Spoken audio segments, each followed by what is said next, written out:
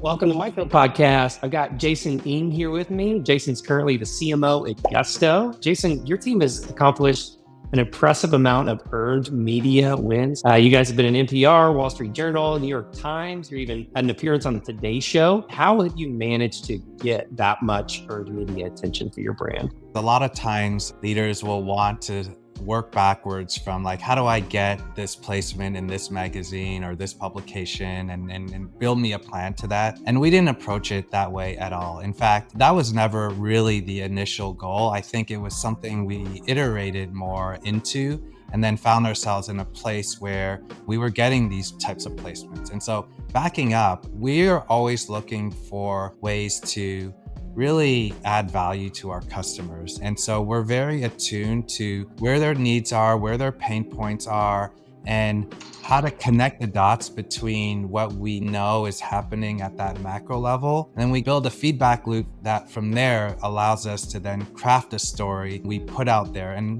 we've been doing it for years. It hasn't happened overnight. But over time, when one media publisher picked us up, then it became a snowball effect of others jumping on board. Oftentimes, we'll say, here's what we have from a data perspective. We're going to try and shoehorn a story into it. Yeah. You all actually got on the ground talking with your customers, understand where their pain points were. And then you decoded the data, the policy, and all the things that your team can do to tell a story that was relevant to them. I truly think the best marketing, whether it's earned media or whether it's distributed through paid media or your own media channels, is showing up and providing the most value and insight to your ICP, that they look to you first and foremost as a trusted resource. And so I love that you all are seeing a lot of success trying to put out helpful information to help them run their small business better. One of the things I learned early in my career when I was at Amazon was this famous Jeff Bezos quote where he said, when the data and the anecdotes disagree, the anecdotes are always right.